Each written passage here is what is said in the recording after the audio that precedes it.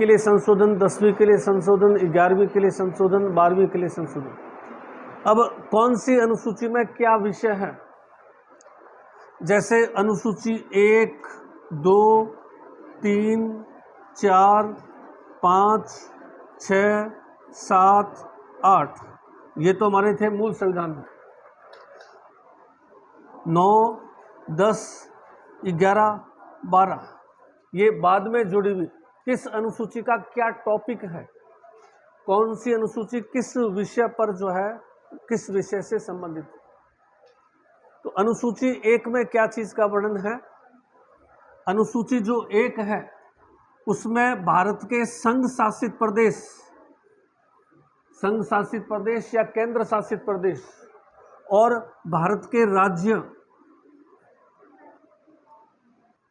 वर्तमान संदर्भ की बात करें तो 8 संघ शासित प्रदेश है, यूनियन टेरिटरी, जहां का प्रशासन जो है वो भारत सरकार देखती है और भारत सरकार का प्रतिनिधि जो है वहां पर शासन करता है, जो कभी उपराज्यपाल कहलाता है, जैसे दिल्ली में, पौंडीचेरी में, बाकी जगह प्रशासक कहलाता है या आयुक्त कहलाता है। जैसे पौंडीचेरी है और दिल्ली है, ये अर्ध शासित प्रदेश और अर्ध राज्य दोनों का दर्जा रखते हैं। बाकी चंडीगढ़ है, लक्षद्वीप है, गोवा, दमन दीव, दादर नगर हवेली, लद्दाख, जम्मू कश्मीर, ये सिर्फ यूनियन टेरिटरी है। जम्मू कश्मीर को तीसरा जो है अर्ध राज्य बनाया गया। अभी चुनाव हुए थे जम्मू कश्मीर के अंदर, पहले 2 अर्ध राज्य थे, अब तीसरा अर्ध राज्य भी जम्मू कश्मीर बन गया। तो 8 संघ शासित प्रदेश, इसको अपन 5 और 3 में भी लिख सकते हैं। 5 तो पूर्ण रूप से संघ शासित प्रदेश है, यूनियन टेरिटरी है, जिसमें अपन कह सकते हैं लक्षद्वीप, अंडमान,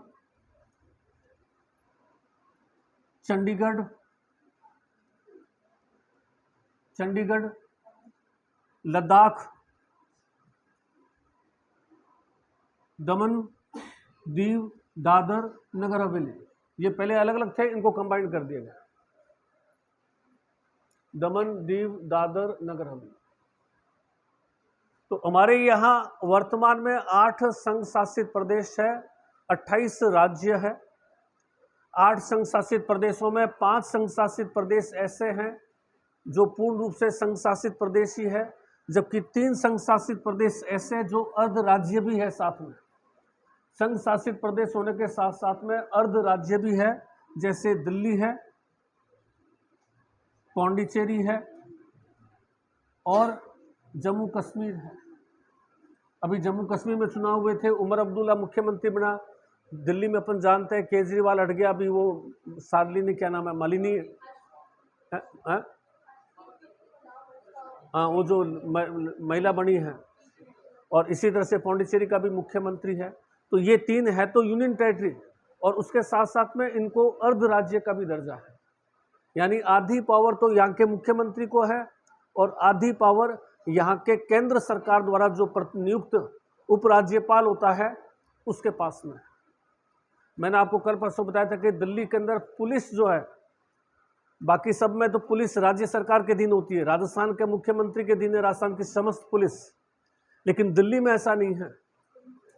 दिल्ली में पुलिस केंद्र सरकार के पास है, आधा काम केंद्र सरकार देखती है दिल्ली का, आधा काम दिल्ली का मुख्यमंत्री केजरीवाल वगैरह ये देखते थे, या अभी शालिनी जो आगे वो आगे। तो ये अर्ध राज्य है, आधे राज्य है, आधे केंद्र शासित प्रदेश है। कौन? दिल्ली, पौंडीचेरी और जम्मू कश्मीर। जो अर्ध राज्य होगा तो वहां क्या होगा, मुख्यमंत्री भी मिलेगा, यहाँ मुख्यमंत्री है, यहाँ भी मुख्यमंत्री है, यहाँ भी मुख्यमंत्री है, प्लस यहाँ राज्यपाल भी होगा जैसे अपने यहाँ है। लेकिन राज्यपाल चूंकि अर्ध राज्य है तो यहाँ राज्यपाल क्या कहलाएगा, उपराज्यपाल कहलाएगा, जिनके पास में काफी पावर होगी। हमारा राज्यपाल तो रबड़ स्टैंप है, लेकिन यहाँ के राज्यपाल के पास में काफी पावर होती है। तो अनुसूची 1 में संघ और राज्य क्षेत्र, भारत का कौन सा राज्य है, कितनी आबादी है, कितना क्षेत्रफल है, उस राज्य की क्या विशेषता है, ये सब लिखा हुआ है। कुल कितने राज्य है, कितने संघ शासित प्रदेश है, उनका क्षेत्रफल कितना है, ये सारी संघ अनुसूची 1 में। अनुसूची 2 में किस चीज का वर्णन है? अनुसूची 2 में जो है राष्ट्रपति, उपराष्ट्रपति, न्यायाधीश, चुनाव आयोग जैसे जो संवैधानिक पदों पर बैठे लोग बाग हैं, उनके वेतन, भत्ते, सुविधाएं, राष्ट्रपति को क्या क्या सुविधाएं मिलेगी, राष्ट्रपति को कितना वेतन मिलेगा, कितना भत्ता मिलेगा, क्या क्या उसकी पावर्स होगी, उपराष्ट्रपति की कितनी वेतन, भत्ते, सुविधाएं होंगी। संवैधानिक पदों पर बैठे हुए लोगों के वेतन, भत्ते, सुविधाएं, इन सब चीजों का वर्णन किया गया है। अनुसूची 3, अनुसूची 3 में यही लोग जो राष्ट्रपति, उपराष्ट्रपति हैं, जो संवैधानिक पदों पर न्यायाधीश है, इन अटॉर्नी जनरल, सॉलिसिटर जनरल, महाधिवक्ता, महान्यायवादी, इन सब, इनके शपथ प्रक्रिया का वर्णन है। राष्ट्रपति को कौन शपथ दिलाएगा, कैसे शपथ दिलाएगा, कैसा समारोह होगा, उपराष्ट्रपति को कौन शपथ दिलाएगा, इनकी शपथ, राज्यपाल को कौन शपथ दिलाएगा, इनके शपथ प्रक्रिया का वर्णन है। अनुसूची 4 क्या चीज का वर्णन है? अनुसूची 4 किसी राज्य को राज्यसभा के लिए कितनी सीटें दी जाएगी। हर राज्य को राज्यसभा के लिए सीटों का आवंटन, जैसे राजस्थान को कितनी आवंटन की हुई है, राजस्थान को राज्यसभा के लिए कितनी सीटें मिली हुई है? 10 सीटें।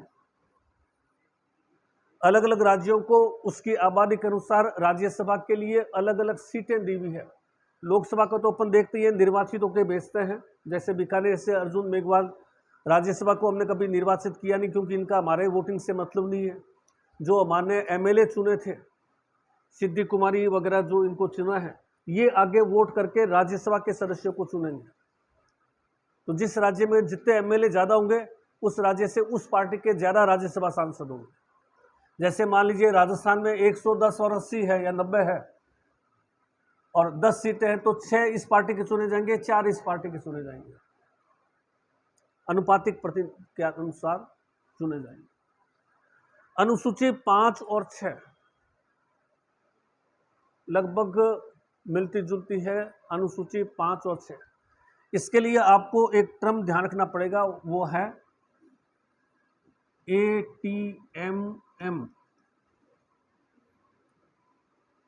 ATM से क्या निकालते हैं? पैसा।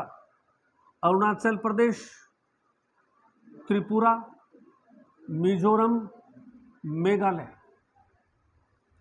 अरुणाचल प्रदेश, त्रिपुरा, मिजोरम और मेघालय को छोड़कर बाकी जो पूर्वोत्तर के राज्य हैं, नागालैंड है, मणिपुर है, आसाम है, वहां के आदिवासी जो बाहुल्य संस्कृति है, जनजाति बाहुल्य क्षेत्र है, वहां जनजाति क्षेत्र जो है घोषित किए जाते हैं। जनजाति क्षेत्र किसे कहते हैं? वह क्षेत्र जहां जनजाति की बहुलता। आसाम का कोई ब्लॉक है जहां ट्राइब्स ही ट्राइब्स रहते हैं, तो उसको ट्राइबल ब्लॉक घोषित किया जाता है। फिर राज्यपाल यहां पर एक परिषद का गठन कर देता है और उन आदिवासियों के लीडर से भाई आपकी कल्चर क्या है, आप क्या चाहते हैं, आप कैसे रहना चाहते हैं। भारत सरकार का कानून आपके लिए लागू नहीं होगा, वो राज्यपाल कानून बनाएगा और वो परिषद जो थी वो अपने लोगों को पर शासन करेगी। आदिवासी कल्चर बिल्कुल डिफरेंट है। तो यूनिफॉर्म सिविल कोड यूसीसी जब आता है ना, समान नागरिक संहिता, तो सबसे बड़ी प्रॉब्लम क्या आती है कि साहब आदिवासी तो बिल्कुल अलग कल्चर के हैं, उनको आप कैसे एक साथ लोगे। यहाँ के लोगों की कल्चर बिल्कुल डिफरेंट है, परंपराएं डिफरेंट है। तो इन 4 राज्यों को छोड़ करके अन्य जो राज्य है यहाँ के, उन राज्य जो जनजाति बाहुल्य क्षेत्र है उनको जनजाति क्षेत्र पहले घोषित करते हैं। वहां फिर राज्यपाल एक परिषद का गठन कर और जनजाति के नेताओं की जो परिषद होती है वो परिषद संचालन करती है प्रशासन का। जैसे अपने नगर निगम है ना, नगर का प्रशासन देखती है, जो नगर का जो है, उस तरह से नगर निगम की तरह एक परिषद बना दी जाती है और वो परिषद जो है वो देखती है। और अनुसूची जो 6 है, सेम इसी की तरह है, उसमें एटीएम वाले राज्य, इसमें तो एटीएम से बाहर के राज्य, इसमें एटीएम वाले राज्य, एटीएम वाले राज्यों के अंदर जो है वो कैसे प्रशासन चलाया जाएगा। उसके अलावा चूंकि ये राज्य जो है वो असम है, त्रिपुरा है, ये थोड़े एडवांस राज्य हैं, ये थोड़े से असम है, त्रिपुरा है और मेघालय है और मिजोरम है। यहाँ वनों का कैसे देखभाल होगी, वनों से होने वाली आय को उनकी परिषद को सौंपा जाएगा, जनजातीय परिषद। और जैसे यहाँ कई बार धारा 371 का उल्लेख आ जाता है, इन क्षेत्रों में गैर आदिवासी व्यक्ति आकर के बसे नहीं। धारा 371 क्या कहती है कि इन क्षेत्रों में गैर आदिवासी लोग, अब आदिवासी लोग रह रहे हैं, उनकी अपनी कल्चर है, उनमें जाकर के हमारे जैसे लोग 10-20 रहने लग जाएंगे तो क्या होगा, उनकी कल्चर उनकी, क्योंकि वो अपने डिफरेंट कल्चर मानते हैं। तो जैसे कश्मीर में 370 था, वैसे नॉर्थ ईस्ट के अंदर 371 है, नागालैंड के अंदर 371 ए है, मिजोरम 371 बी है, कि आप वहां जाकर के भी बस नहीं सकते क्योंकि उनकी अपनी अलग कल्चर है, वहां की नागरिकता नहीं ले सकते, वहां जाकर के आप जमीन नहीं खरीद सकते क्योंकि आपके बीच में जो है वो उनको अपने आप को महसूस। तो मोटा मोटी ध्यान रखने के 5 और 6 नॉर्थ ईस्ट के जो आदिवासी हैं उनके प्रशासन से संबंधित है। इसमें एटीएम से रहित राज्य आते हैं, इसमें एटीएम वाले राज्य आते हैं और वहाँ राज्यपाल इन सब को डिसाइड करता है कि भाई कहाँ क्या करना है। जो संसद का कानून भी है तो लागू करना है कि या नहीं करना है वो राज्यपाल डिसाइड। संसद का कानून मान लो आ गया, अपना यूसीसी आ गया मान लो, तो यहाँ का राज्यपाल डिसाइड कर सकता है कि इस क्षेत्र में हम यूसीसी लागू नहीं करेंगे क्योंकि ये अपनी अलग कल्चर रखते हैं। आदिवासी क्षेत्रों में लागू नहीं होगा। हाँ, ये अनुच्छेद जो आदिवासी ब्लॉक्स है ना, उन ब्लॉक्स के अंदर कि आदिवासी ब्लॉक्स में हम इस कानून को लागू नहीं करेंगे। अनुसूची 7 में किस चीज का वर्णन है? शक्तियों का बंटवारा किस किस में? संघ सूची, राज्य सूची, समवर्ती सूची। केंद्र और राज्य में शक्तियों का बंटवारा, केंद्र और राज्य में शक्तियों का बंटवारा, केंद्र और राज्यों में शक्तियों का बंटवारा। केंद्र सूची कौन से काम भारत सरकार के पास रहेंगे, कौन से काम राज्य सरकार के पास, और कौन से काम दोनों मिलकर के देखेंगे, समवर्ती सूची। केंद्र सूची में कौन कौन से विषय आएंगे ये आपको मोटा मोटी 5-7 एक ध्यान होने चाहिए। जो भारत सरकार का काम है, देश की रक्षा करना, जनगणना, संचार, रेलवे, डाक है, और कौन सा, संचार, रेलवे, डाक, और ये विषय जो है वो भारत सरकार देखेगी। और राज्य सूची के विषय में कौन से आएंगे? पुलिस है, चिकित्सा है, स्थानीय स्वशासन है, स्थानीय प्रशासन है, चुंगी है, जो अपने स्टेट गवर्नमेंट के अधीन आएंगे। सड़कें हैं, सॉरी सड़क तो समवर्ती में आ जाएगा, नहीं, गृह मंत्रालय राज्य सरकार। राजस्थान की जो पुलिस है उसका भारत सरकार से कोई संबंध नहीं है। आर्मी आ गए ना, रक्षा, रक्षा में सारी आर्मी आ गई, आर्मी, बीएसएफ, मिलिट्री, पैरामिलिट्री सारे आगे उस रक्षा के अंदर। पुलिस जो होती है वो गृह मंत्रालय के अधीन होती है। राजस्थान का जो गृह मंत्री है उसके अधीन है। राजस्थान में कोई उपद्रव होता है तो भारत सरकार देखती रहेगी, वो कोई इंटरफेयर नहीं करेगी। राजस्थान सरकार का जो गृह मंत्री है, राजस्थान सरकार का जो प्रशासन है, वो उस उपद्रव से निपटेगा। और मान लो वो निपटने में असक्षम रहता है तो वो भारत सरकार से रिक्वेस्ट करेगा कि आप हमारी हेल्प कीजिए, हमें कंट्रोल में नहीं आ रही है। तो भारत सरकार पहला मिलिट्री फोर्स की 10 टुकड़ियाँ, 5 टुकड़ियाँ भेज देगी, सीआरपीएफ भेज देगी, और जो अपनी बीएसएफ है उसको भेज देगी। वो भारत सरकार तब भेजेगी जब रिक्वेस्ट करेगी, बिना रिक्वेस्ट भेज भी नहीं सकती।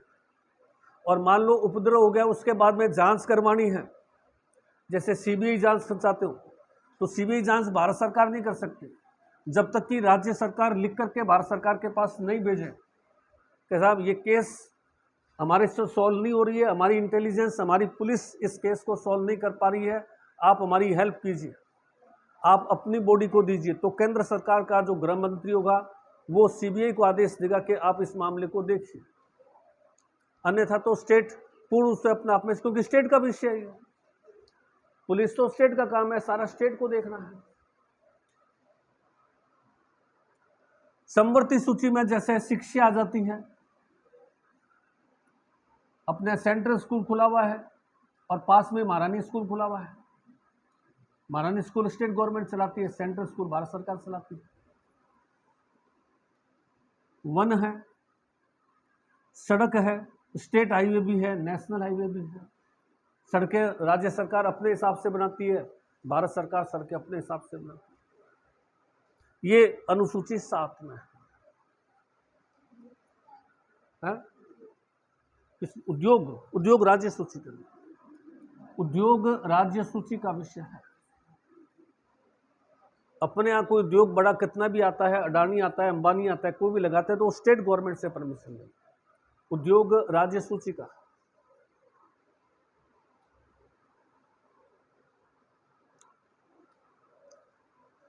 इसमें एक वर्ड और आता है, अवशिष्ट शक्तियां। रेजिड्यू पावर, ये किसको कहेंगे?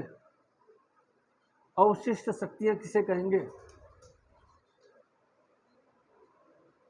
जिस समय संविधान लागू हुआ था उस समय कंप्यूटर था क्या? नहीं। साइबर क्राइम होते थे क्या? और भी बहुत सारे नए विषय आगे जो उस समय नहीं थे।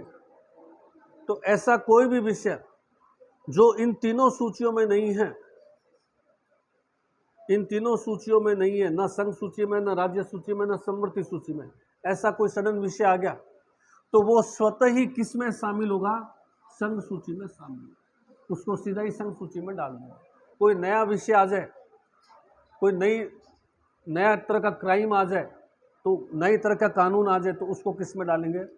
संघ सूची में डालेंगे। अवशेष शक्तियां मतलब कोई भी उपरोक्त विषय तीनों विषयों में नहीं है, स्वतः ही संघ सूची में चला जाएगा।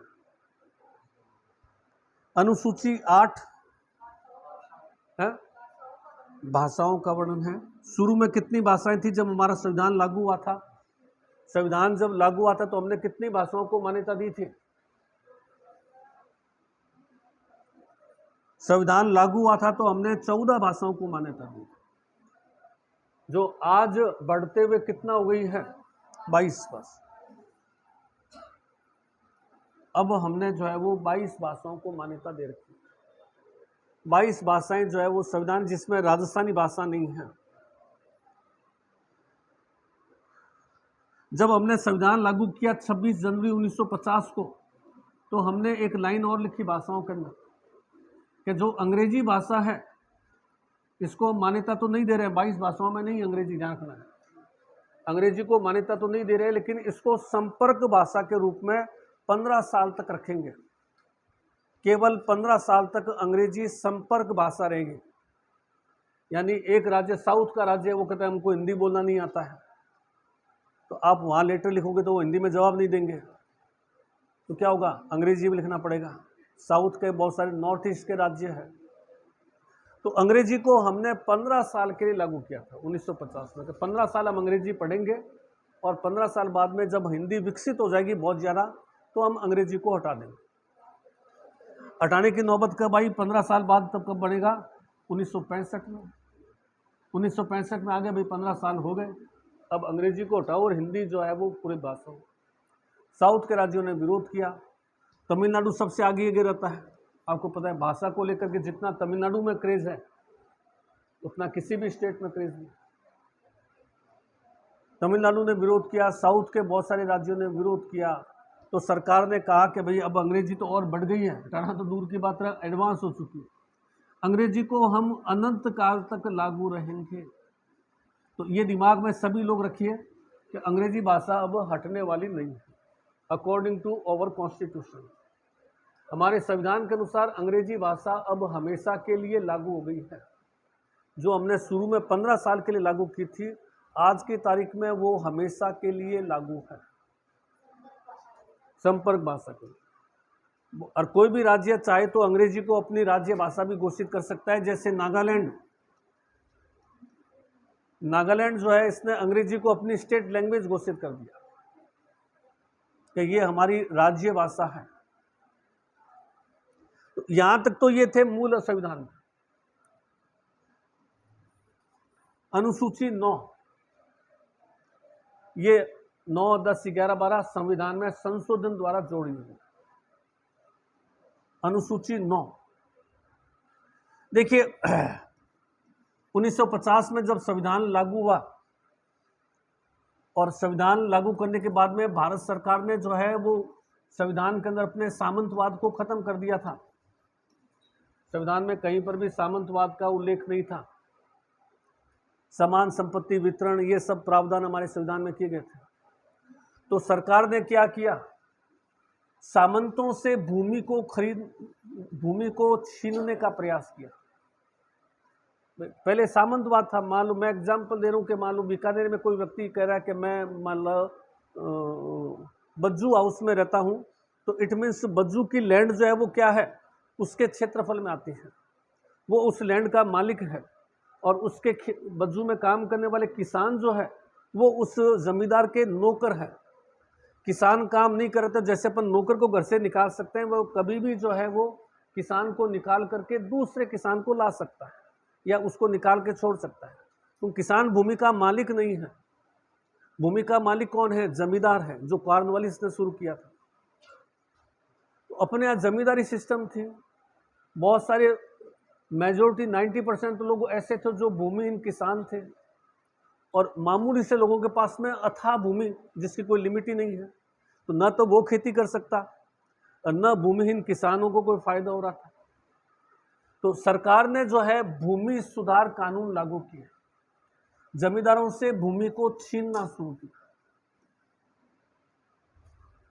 इसी दौरान 1949 में जो है आपने इसका नाम सुना होगा, विनोबा भावे। क्या, कौन सा आंदोलन चलाया था, भूदान आंदोलन चलाया था। विनोबा भावे ने जो है वो भूदान आंदोलन क्यों चलाया, जमींदारों को प्रेरित किया कि भाई आपके पास इतनी अथाह भूमि पड़ी है, आप खेती कर नहीं सकोगे, भूमि जो है वो दान दो। बहुत सारे जमींदारों ने दान भी दे दी।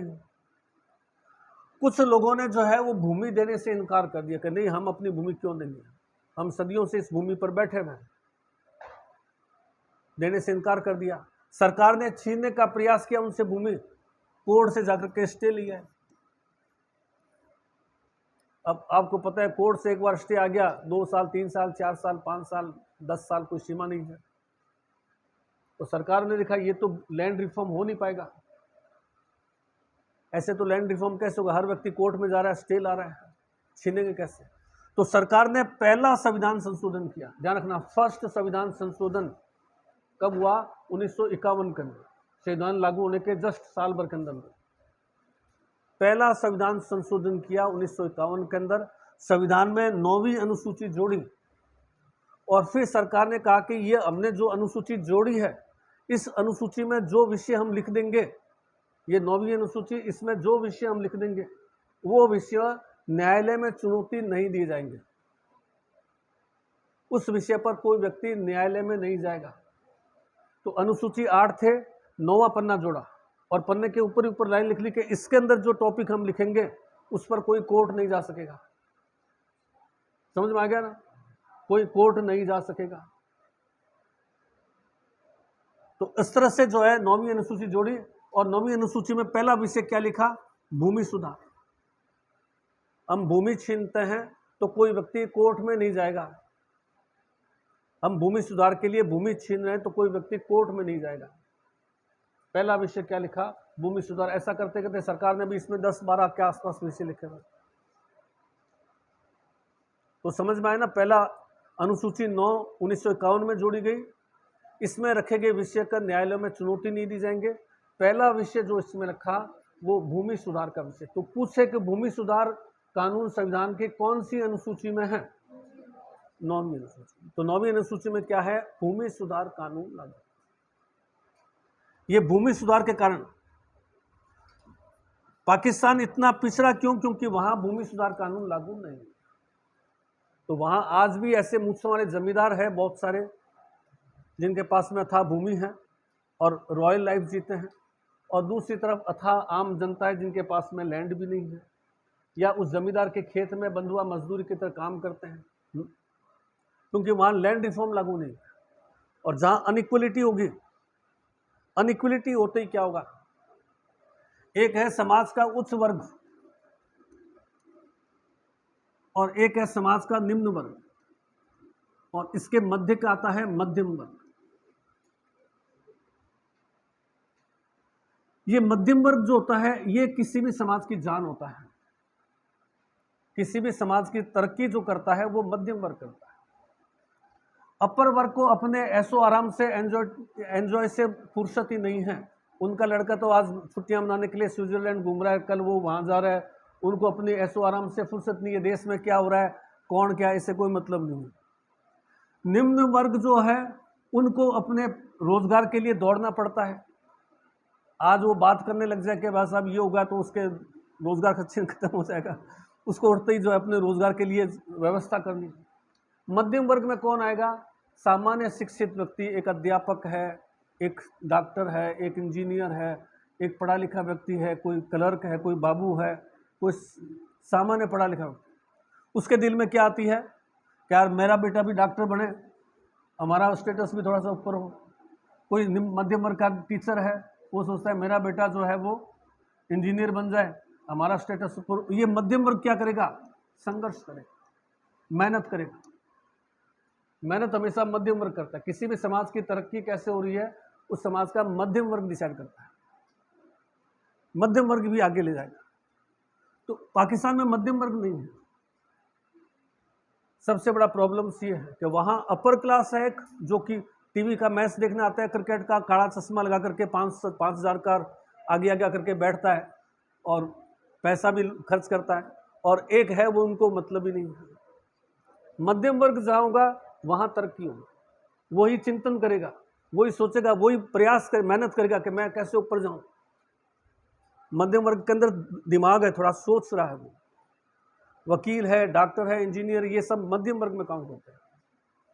ये आप देख लीजिए, तरक्की सब ही नहीं करते हैं। कभी आपने अंबानी का बेटा, अडानी का बेटा कोई स्कूल टॉप करते हुए, कॉलेज टॉप करते हुए सुना क्या? या पैसे वालों के बेटे, किसी के, बिरला जी के बेटे नहीं सुनेंगे। या तो निम्न वर्ग का थोड़ा बहुत होगा, ज्यादातर क्या होगा, मध्यम वर्ग। पापा जी क्या करते हैं कि पापा जी साहब टीचर हैं, पापा जी चपरासी हैं, पापा जी रिक्शा वाले इक्का दुक्के मिल जाते हैं। ज्यादातर क्या करेंगे, मीडियम क्लास। ये चीज अनुसूची 10 कब जोड़ी गई थी? 1985 के अंदर राजीव गांधी ने दल बदल कानून, दल बदल कानून। अनुसूची 10 में क्या है, दल बदल। जब राजीव गांधी ने जोड़ी तब तो 1/3 था, अब कितना हो गया?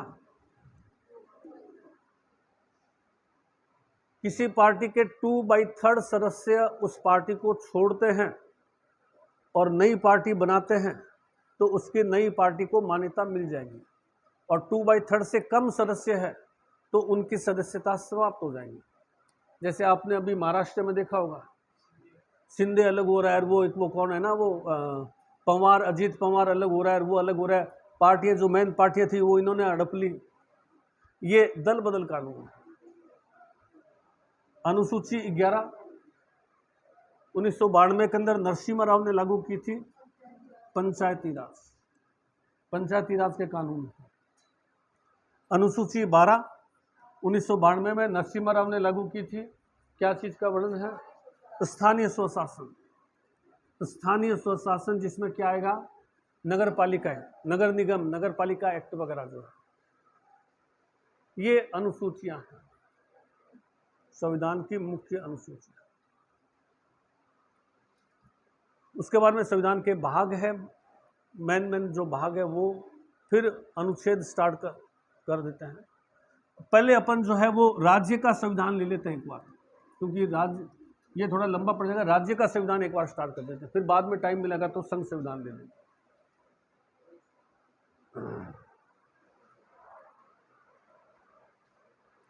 तो इसमें लिखिए मूल संविधान में 8 और वर्तमान में 12 अनुसूचियां हैं। मूल संविधान में 8, वर्तमान में 12 अनुसूचियां हैं।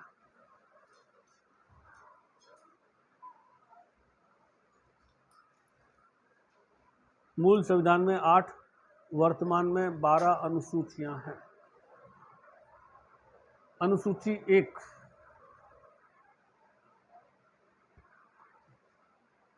अनुसूची 1, इसमें संघ शासित प्रदेश, संघ शासित प्रदेश व राज्यों का वर्णन है। संघ शासित प्रदेश व राज्यों का वर्णन है।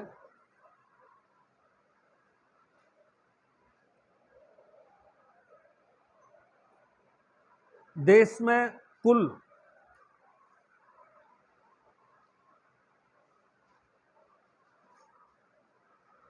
5+3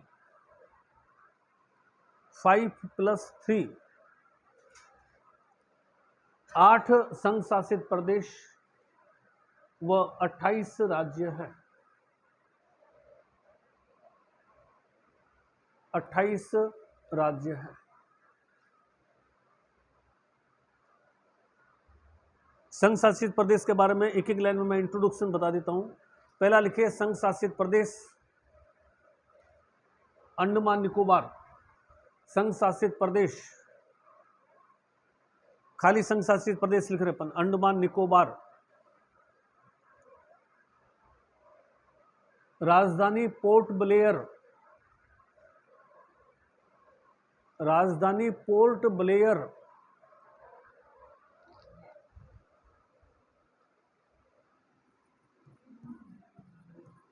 पोर्ट ब्लेयर, राजधानी पोर्ट ब्लेयर। यहाँ सेलुलर जेल राष्ट्रीय स्मारक है। यहाँ की सेलुलर जेल, यहाँ की सेलुलर जेल राष्ट्रीय स्मारक है।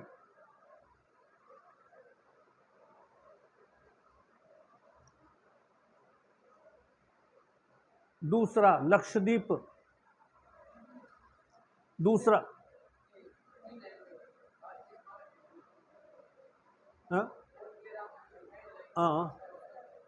राष्ट्रीय, भारत सरकार ने इसको नेशनल म्यूजियम घोषित कर रखा है सेलुलर जेल को। दूसरा लक्षद्वीप, राजधानी कवारती, कवारती, राजधानी कवारती, कवारती। यह मूंगा चट्टानों पर बसा द्वीप है। मूंगा चट्टाने, मूंगा चट्टानों, मूंगा चट्टाने, कोरल रीफ, मूंगा चट्टानों पर बसा हुआ द्वीप है।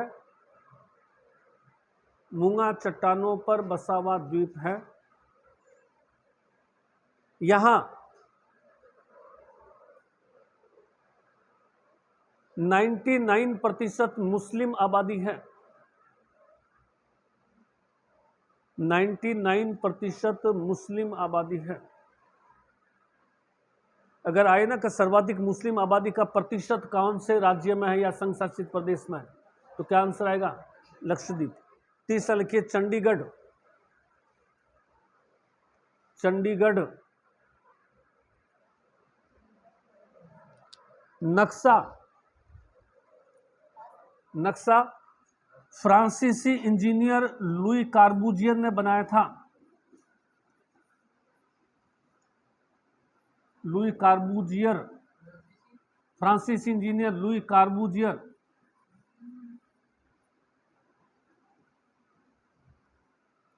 फ्रांसीसी इंजीनियर लुई कार्बूजियर ने बनाया था।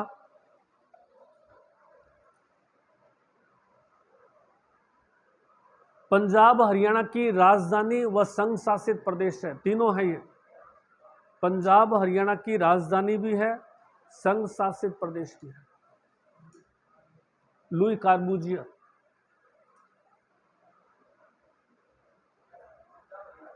पंजाब हरियाणा की राजधानी और संघ शासित प्रदेश, हाँ चंडीगढ़ में। चंडीगढ़ भारत का अल्ट्रा मॉडर्न सिटी कहलाता है, सबसे नया बसा हुआ शहर। आप जाएंगे तो वहाँ सड़कें वगैरह जो है वो सब बिल्कुल आधुनिक है। रोड पर चलेंगे तो रोड पर आपको ऐसे लगेगा कि जैसे दीवार के बीच में चल रहे हो, दोनों तरफ दीवार है, किसी भी घर का दरवाज़ा रोड पर नहीं खुलेगा।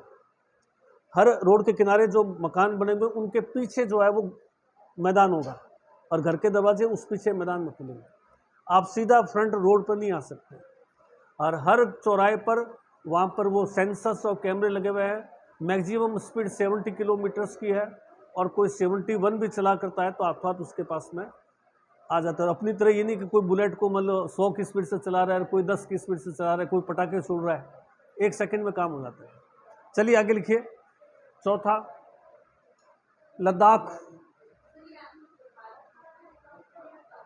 क्या चीज़ है? अल्ट्रा मॉडर्न सिटी, आधुनिक शहर, आधुनिक शहर लद्दाख।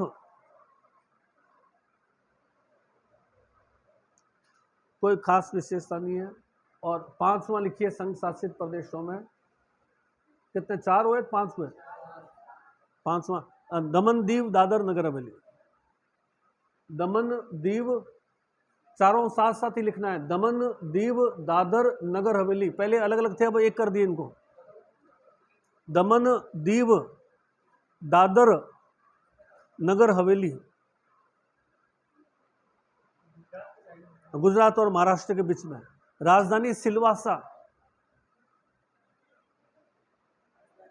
सिलवासा, सिलवासा गुजरात और महाराष्ट्र के बीच में है सिलवासा। अब आ जाइए संघ शासित प्रदेश प्लस अर्ध राज्य। संघ शासित प्रदेश प्लस अर्ध राज्य। संघ शासित प्रदेश प्लस अर्ध राज्य।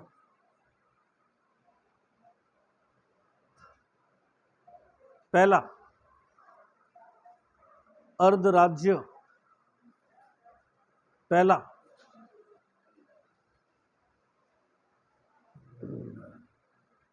जम्मू कश्मीर, जम्मू कश्मीर। दूसरा दिल्ली,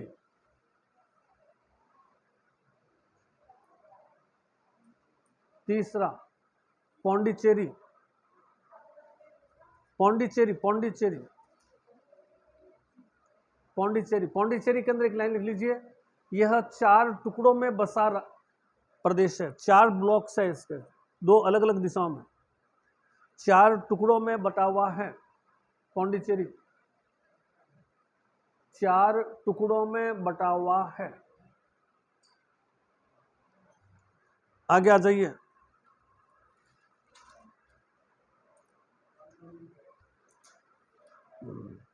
दूसरा अनुसूची 2, अनुसूची 2, अनुसूची 2 राष्ट्रपति, उपराष्ट्रपति, राज्यपाल,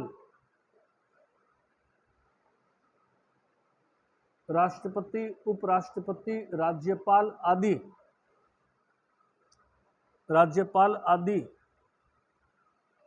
संवैधानिक पद, संवैधानिक पद पर बैठे व्यक्ति, संवैधानिक पद पर बैठे व्यक्ति के वेतन भत्ते आदि का वर्णन है। वेतन भत्तों आदि का वर्णन है।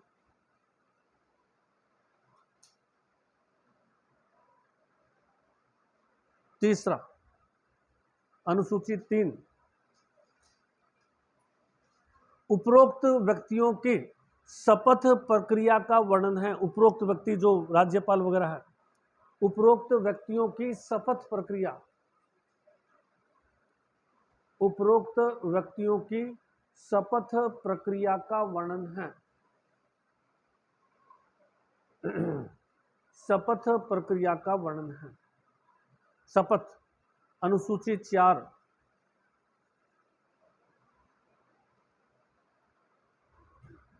राज्यसभा की सीटों के आवंटन का वर्णन है। राज्यसभा की सीटों का आवंटन, जैसे राजस्थान 10 सीट, जैसे राजस्थान 10 सीट राज्यसभा की सीटें के आवंटन।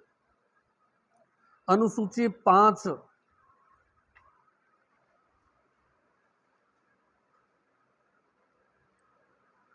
ATM-M राज्यों को छोड़कर, ATM-M राज्यों को छोड़कर पूर्वोत्तर के शेष राज्य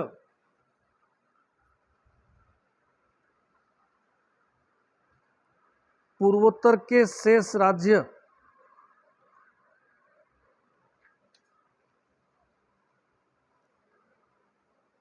शेष राज्य में जनजाति क्षेत्रों को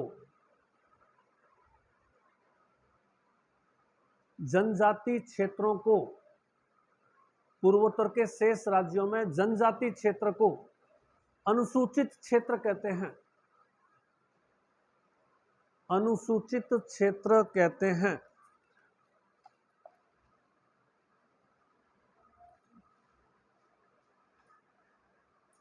यहां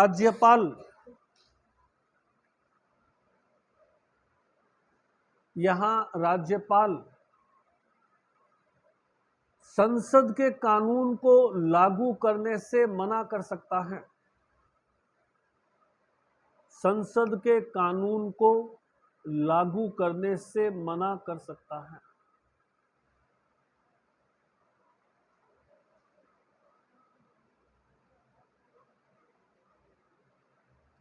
अनुसूची 6,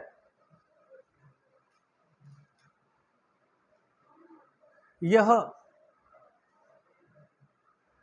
ATM-M, अब पूरा नाम लिख लीजिए, ATM-M असम, त्रिपुरा, मेघालय, मिजोरम, ATM असम, त्रिपुरा, मेघालय, मिजोरम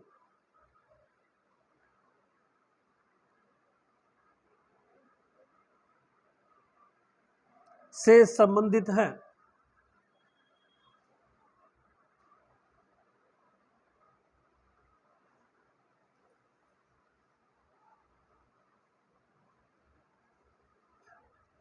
राज्यपाल यहां 30 सदस्यों की स्वायत्त कमेटी बना सकता है। राज्यपाल यहां 30 सदस्य 30 सदस्य की स्वायत्त कमेटी बना सकती है। स्वायत्त कमेटी बना सकता है जो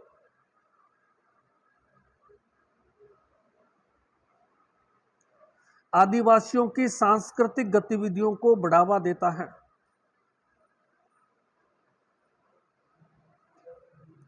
आदिवासियों की सांस्कृतिक गतिविधियों को बढ़ावा देता है।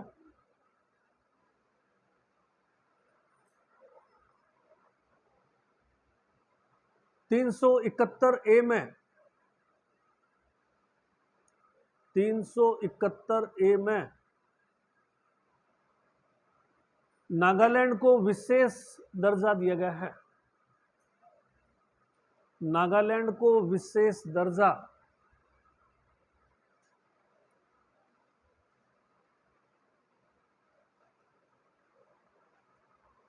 अनुसूची 7,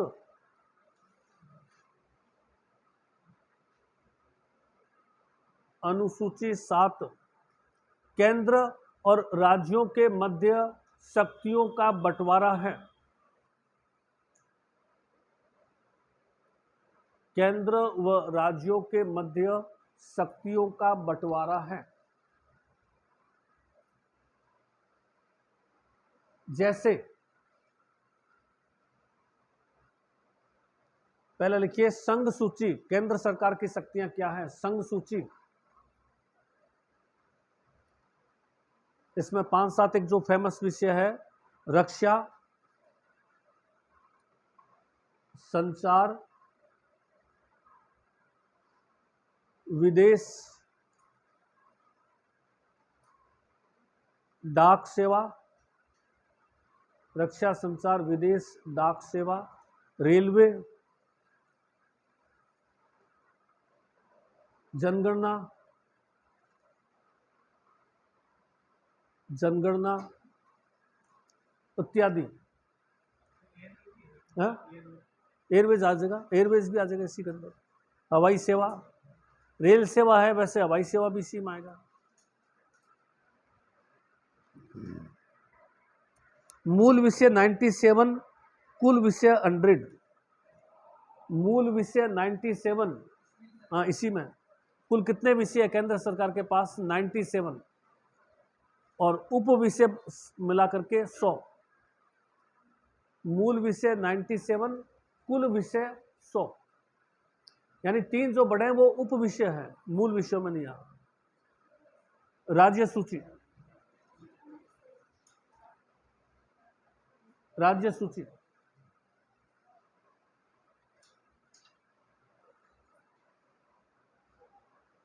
पंचायत, चिकित्सा,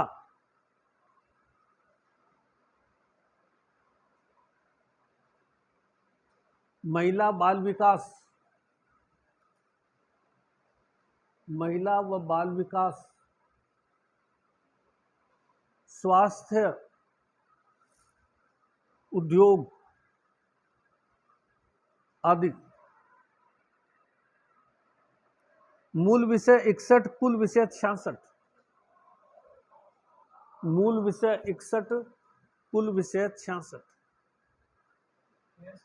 66।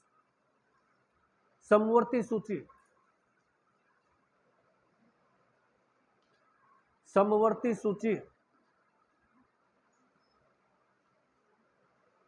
केंद्र व राज्य सरकारें मिलकर काम करेगी। केंद्र व राज्य सरकारें मिलकर काम करेगी। जैसे शिक्षा, मतभेद में केंद्र मान्य होगा। अगर मतभेद कर दिया तो कौन सा कानून लागू होगा? केंद्र वाला, आपका कानून खत्म हो जाएगा, और जो ऑर्डर केंद्र दे दिया वही मान्य होगा। जैसे शिक्षा, जैसे वन, शिक्षा है, वन है, पर्यावरण है, उद्योग है, नहीं सॉरी, शिक्षा, स्वास्थ्य तो उसमें आ जाएगा। कौन सा? पर्यटन राज्य सूची में। कौन सा? कृषि राज्य सूची में। कृषि राज्य सूची में, इसमें नहीं है। कृषि का भारत सरकार से राज्य अपना डिसाइड करते हैं। इत्यादि करके कर दीजिए। कुल विषय, कुल विषय, मूल विषय 47, कुल विषय 52। मूल विषय 47, कुल विषय 52। 47, कुल विषय 52। कुल विषय 52। आगे लिखिए अवशिष्ट शक्तियां।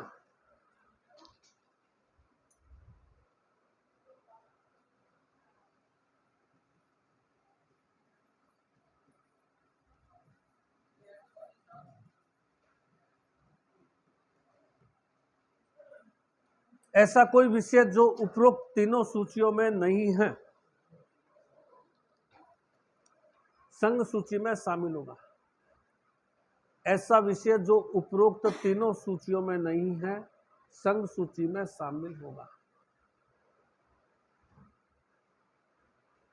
संघ सूची में शामिल होगा, शामिल होगा स्वतः ही।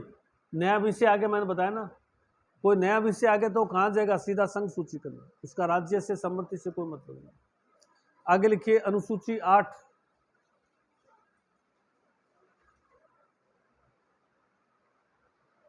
मान्यता प्राप्त भाषाएं हैं। अवशेष शक्तियों में ऐसा कोई विषय जो उपरोक्त तीनों सूचियों में नहीं है, स्वतः ही संघ सूची में चला जाएगा, स्वतः ही संघ सूची में चला जाएगा। अनुसूची 8, मान्यता प्राप्त भाषाएं। शुरू में 14 भाषाएं थी, वर्तमान में 22 भाषाओं को मान्यता है।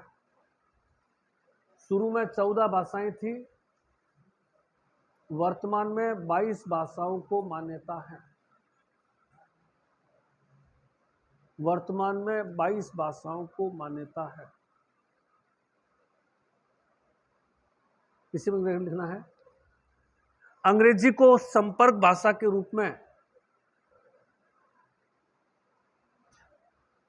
अंग्रेजी संपर्क भाषा के रूप में शुरू में 15 साल के लिए लागू हुई। शुरू में 15 साल के लिए लागू हुई।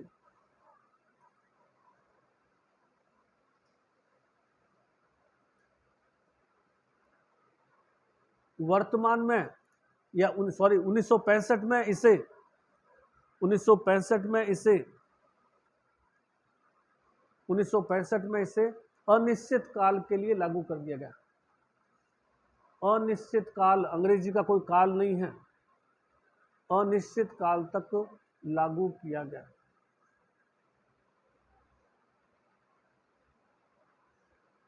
अनुसूची 9,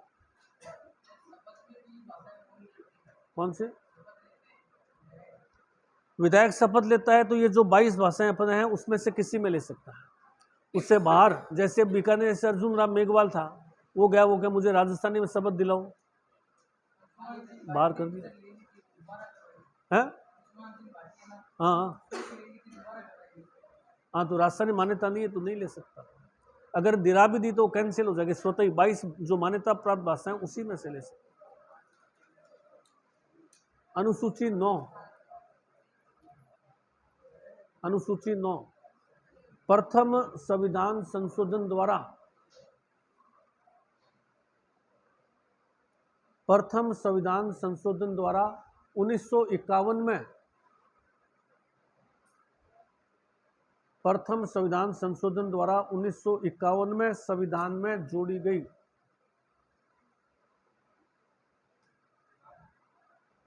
में संविधान में जोड़ी गई। इस अनुसूची में रखे विषय, इस अनुसूची में रखे विषय न्यायालय में चुनौती नहीं दिए जाएंगे, न्यायालय में चुनौती नहीं दिए जाएंगे।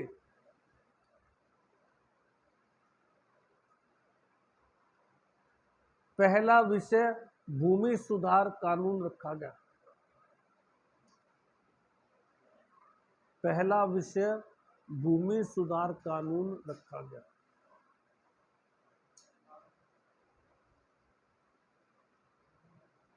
अनुसूची 10,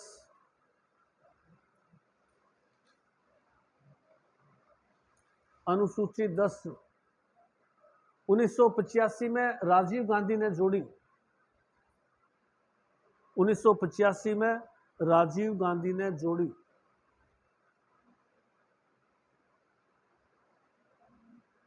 दल बदल कानून रखे गए। दल बदल कानून, दल बदल कानून रखे गए। अनुसूची 11, अनुसूची 11 1992 में नरसिम्हा राव ने जोड़ी। 1992 नरसिम्हा राव,